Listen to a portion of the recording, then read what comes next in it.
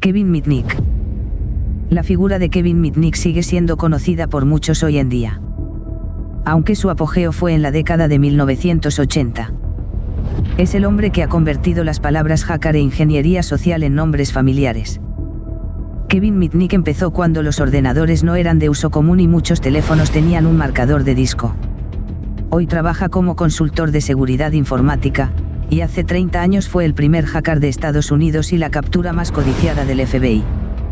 Kevin comenzó con el pirateo del sistema de venta de billetes de transporte público de Los Ángeles. El mayor hackeo, según Kevin, se produjo cuando pirateó el sistema militar estadounidense para advertir de ataques.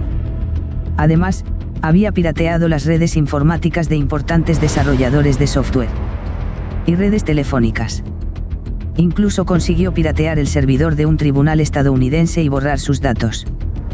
Por no hablar del caso del guardián de la prisión donde acabó Kevin. Bloqueó el teléfono de su casa y reseteó su tarjeta de crédito.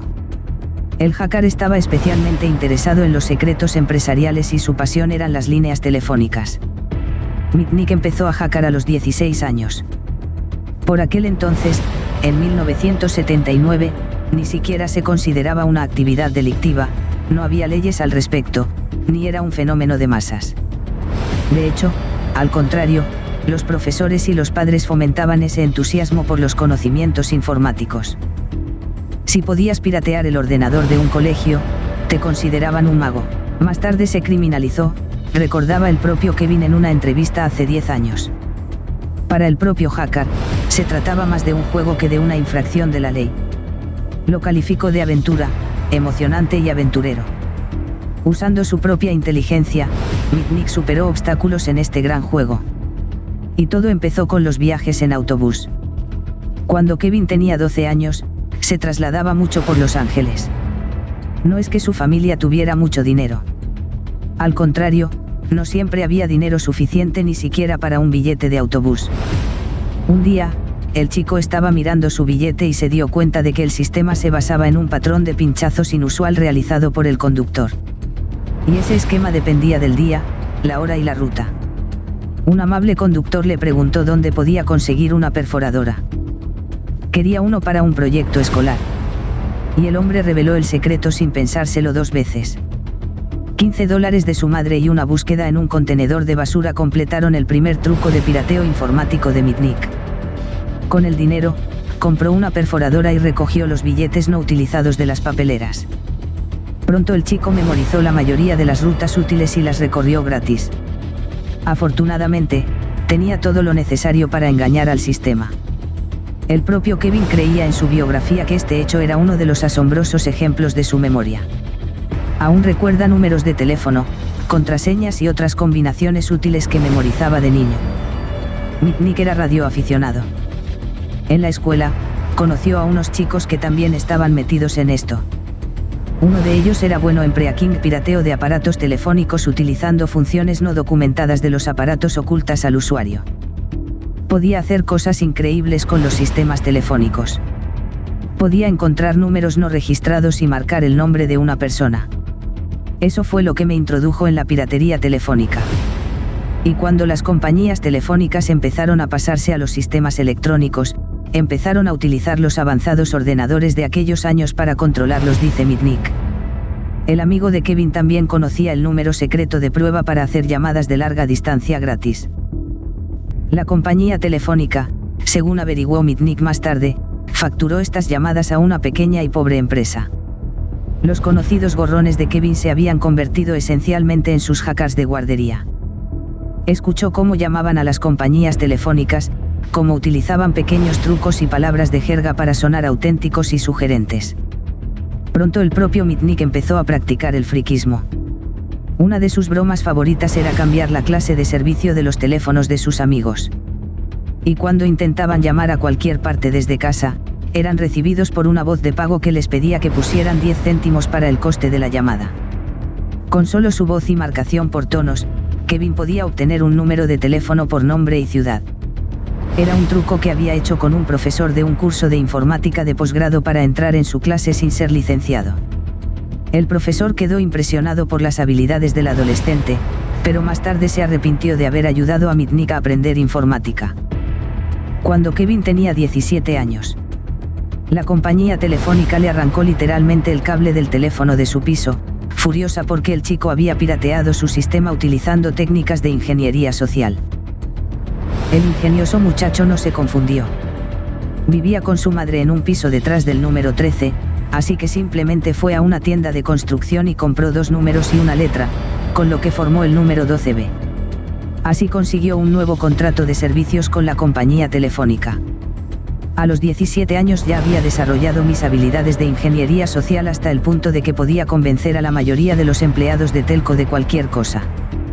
Tanto si hablaba con ellos en persona como por teléfono. En 1979, Mitnick conoció a un grupo de hackers.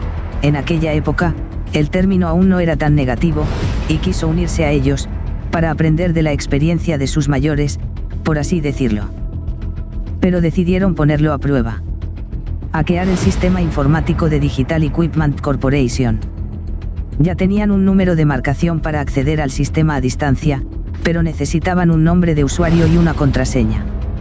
Disfrazado de uno de los principales desarrolladores del proyecto, Kevin llamó al administrador del sistema y le dijo que no podía acceder a una de sus cuentas. El tipo consiguió hablar con el empleado entre dientes y sonsacarle toda la información necesaria en menos de 5 minutos. Pero Mitnick no se enfrentó a la justicia en este caso hasta 1988, cuando un antiguo amigo le delató.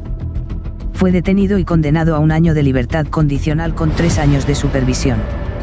Es cierto que mucho antes, Kevin ya había sido condenado. En 1981, él y unos amigos entraron en la oficina de Pacific Bell y robaron una lista de llaves de seguridad.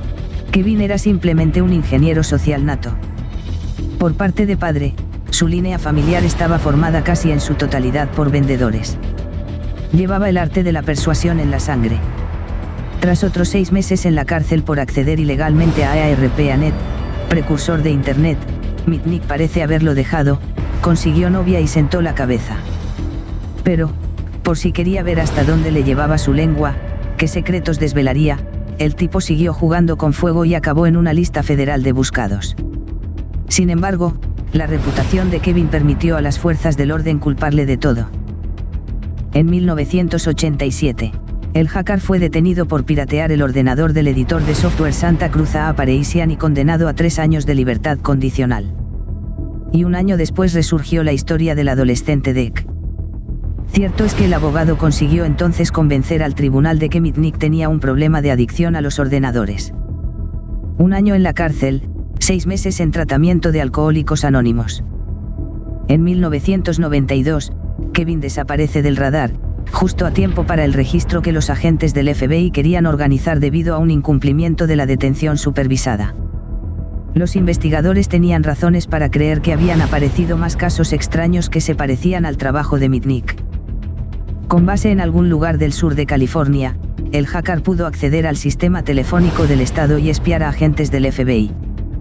Gran parte de la fama de Kevin vino de la mano del periodista de The New York Times John Markoff, que relató vívidamente las aventuras del tipo y lo caracterizó como casi el mayor hacker de la época y uno de los mayores dolores de cabeza del FBI. Mitnick consiguió reprogramar la red telefónica para que los agentes que rastrearan su llamada no irrumpieran en la guarida del hacker, sino en la de un inmigrante de Oriente Próximo, que estaba tranquilamente viendo la televisión. El 25 de febrero de 1994, Kevin pirateó el ordenador de casa de Tsutomu Aimomura, uno de los mejores profesionales de seguridad informática de la época, y dejó un archivo de audio insultante en su disco duro. Un auténtico samurái japonés, no podía perdonar semejante humillación.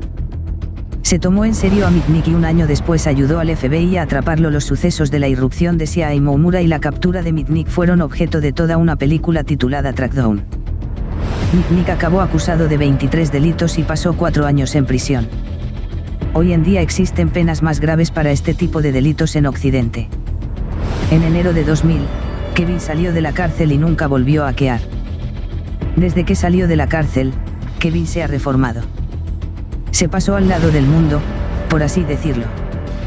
Empieza a trabajar como experto en seguridad informática y colabora activamente con la policía. En 2002, fundó Defensive Thinking Inc.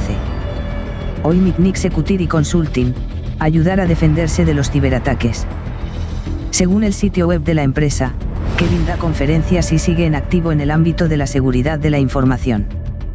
Sus servicios son utilizados por grandes empresas como IBM, Hewlett-Packard, Toyota y otras. La tarjeta de visita de Kevin Mitnick da pistas sobre sus antecedentes. Además, cuando Kevin Mitnick salió de la cárcel, escribió varios libros sobre sus hazañas como hacker. De hecho, aparece en nuestra lista de los mejores libros de hacking. También apareció como invitado en la serie de espionaje Alias, de la cadena ABC. Si te ha gustado este vídeo, dale a like, comenta qué te ha parecido y suscríbete para no perderte el próximo vídeo.